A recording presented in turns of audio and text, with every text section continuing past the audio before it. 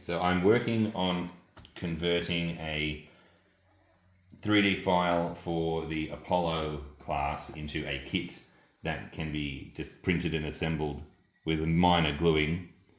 So it all is sliced so that it just fits together. It just all slides and then you glue it. So this is all multiple pieces as well.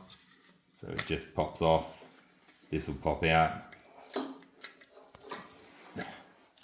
It's a little bit tight, which is what you want it to be. Yeah, so it just all presses in.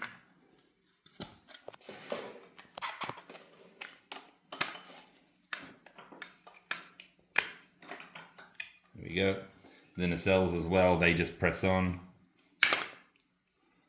And yeah, the idea is you just print it as individual pieces and then you can either paint them individually or glue it all together and paint it completed. So yeah.